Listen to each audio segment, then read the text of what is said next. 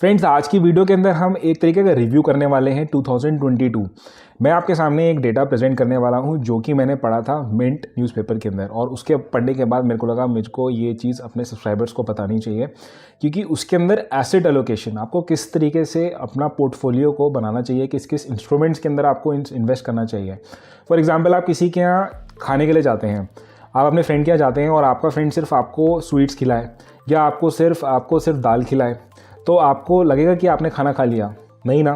तो उसी तरीके से जैसे एक खाने के अंदर आपको पता है कि जैसे सारे कोर्सेज होने चाहिए, उसी तरीके से ही आपको पोर्टफोलियो के अंदर, क्योंकि कहते तो सब हैं कि आपको पोर्टफोलियो के अंदर आपको सारे एसेट्स रखने हैं, इक्विटी भी रखना है, डेट भी रखना है, गोल्ड भी रखना है, बट इसकी इंपॉर्टेंस क्या हम किसी डेटा के साथ बता सकते हैं? वही डेटा हमने 2018 से लेके हमने 2022 तक का हमने एनालिसिस किया है और देखा है कि कितना इंपॉर्टेंट हो जाता है हमारे लिए एसेट को डाइवर्सिफाई करना, हमारे पोर्टफोलियो को डाइवर्सिफाई करना।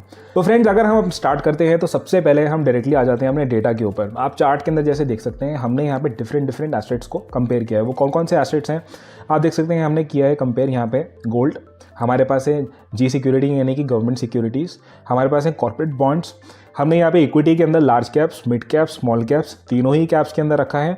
साथ ही हमने ट्रेजरी बिल्स भी देखा है जो कि गवर्नमेंट के बॉन्ड्स का ही पार्ट होता है। और सबसे इंपॉर्टेंट हमने इंटरनेशनल फंड्स, क्योंकि इंटरनेशनल एलोकेशंस भी इंपॉर्टेंट है, तो ये सारे के सारे जो है एसेट्स को हमने कंपेयर किया है।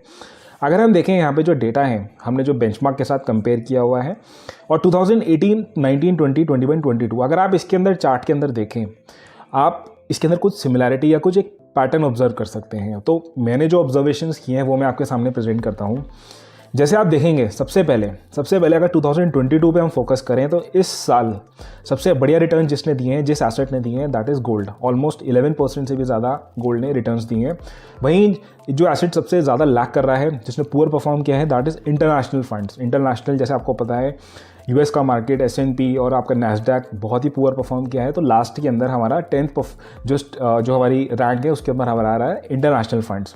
नाउ जो पैटर्न अगर आप देखेंगे तो आप देखेंगे कि सबसे पहले हम अगर गोल्ड की बात करते हैं तो ओवर द 5-6 ईयर्स अगर आप देखें तो गोल्ड ने या तो आपकी टॉप पोजीशंस ली है, टॉप फर्स्ट या 2, या फिर आपकी बॉटम पोजीशन ली है। यानी कि गोल्ड या तो जैसे इसको बोलते हैं कि जब आपका इक्विटी परफॉर्म नहीं कर रहा है तो इट्स अ सेफ हैवन, यानी कि आपका हेज करता है, आपके रिटर्न्स को सेव करता है। तो सिमिलरली गोल्ड ने वैसे ही परफॉर्म किया है, या तो बहुत अच्छे रिटर्न्स दिए हैं, या तो टॉप 2 के अंदर आए हैं या बॉटम 2 के अंदर आए हैं। सेकेंडली, अगर हम बात करते हैं, अगर हम लार्ज कैप्स इक्विटी के अंदर अगर हम आते हैं, इक्विटी के अंदर आप देख सकते हैं जैसे लार्ज कैप्स कंसिडर किए जाते हैं more of A consistent funds, जिसकी रिटर्न्स जो होती है बहुत ज़्यादा भी नहीं आती और बहुत कम भी नहीं आती, कंसिस्टेंटली इक्विटी के अंदर परफॉर्म करते हैं। तो same as you can observe इस चार्ट के अंदर जैसे आप देख सकते हैं ऑलमोस्ट 3rd या 4th पोजीशन के अंदर साल आपके लार्ज कैप्स आए, यानी कि आपको रिटर्न्स देंगे, बहुत ज़्यादा भी नहीं देंगे और बहुत कम भी नहीं देंगे। Now true to its nature जो हमारा एक एसेट क्वालिटी आती है आपके mid caps and small caps. आप देखेंगे 2018 के अंदर हमारे स्मॉल कैप्स 2018-19 दोनों के अंदर लास्ट पोजीशन पे थे, वहीं 2022 एंड 21 के अंदर टॉप पोजीशंस पे थे। यानी कि आपका क्लियरली बताता है कि कितना वॉलेटाइल नेचर होता है आपके small caps and mid caps का। अगेन इन 2022 के अंदर हम देखते हैं तो इसमें almost bottom position international fund से जस्ट ऊपर इसके अंदर स्मॉल कैप्स आए हैं। तो जैसा कि इनका नेचर होता है, ऑलमोस्ट डेटा के साथ मैं आपको यहाँ बता रहा हूँ कि इन्होंने एग्जैक्टली वैसा ही प्रेजेंट किया है, वैसे ही इनकी परफॉर्मेंस इस साल भी रही है। अगर हम एक और एसेट क्लास पे आते हैं जो कि बहुत इंपॉर्टेंट हो गई है आजकल अपने पोर्टफोलियो को डाइवर्सिफाई करने के लिए, दैट इज़ इंटरनेशनल फंड्स।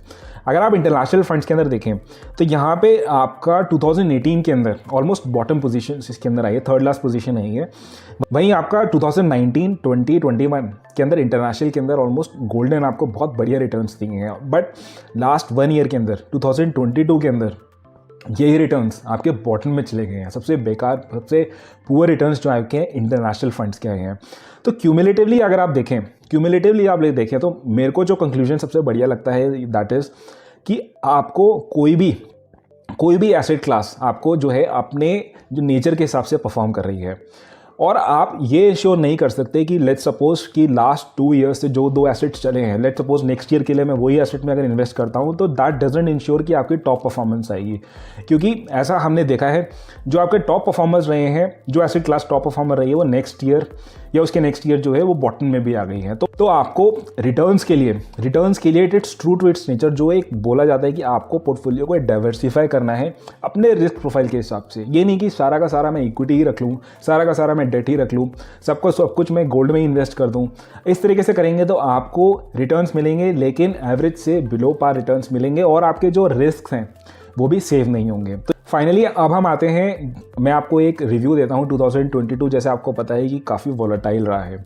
इसके अंदर हमारा, जैसे आपको पता है, रशिया यूक्रेन वॉर, फिर यूएस की प्रॉब्लम्स जिसके अंदर इन्फ्लेशन का प्रॉब्लम, वहाँ के interest rates hikes, then China की कोविड पॉलिसीज़, यूरोप की प्रॉब्लम्स, इसकी वजह के बाद भी हमारे इंडिया का मार्केट ने काफ़ी अच्छा परफॉर्म किया है। Even though foreign institutional investor जो FIs होते हैं, उन्होंने तो काफ़ी ज़्यादा विड्रॉ किया है मार्केट से, ऑलमोस्ट 1.2 ट्रिलियन रुपीज़ का विड्रॉल है। बट रिटेल इन्वेस्टर्स और जो डोमेस्टिक इंस्टीट्यूशनल इन्वेस्टर्स हैं, उन्होंने काफ़ी ज़्यादा अच्छा इन्वेस्ट किया है। अगर आप देखेंगे ओवर द ईयर्स, DIs की सबसे हाईएस्ट जो है उसके अंदर इनपुट, यानी कि उन्होंने सबसे ज़्यादा इन्वेस्ट किया है। नाउ कौन कौन से सेक्टर्स हैं जिन्होंने अच्छा परफॉर्म किया है, सबसे हाईएस्ट परफॉर्मेंस दी है, और कौन कौन से सेक्टर्स ने लो परफॉर्मेंस दी है, तो आप देख सकते हैं पावर सेक्टर सबसे ज़्यादा अच्छा परफॉर्म किया है। Banking, FMCG, capital goods, auto sector, oil and gas and metal, these वाले सेक्टर्स जो कि पॉजिटिव में रहे हैं, आपको रिटर्न्स बेटर दिए हैं।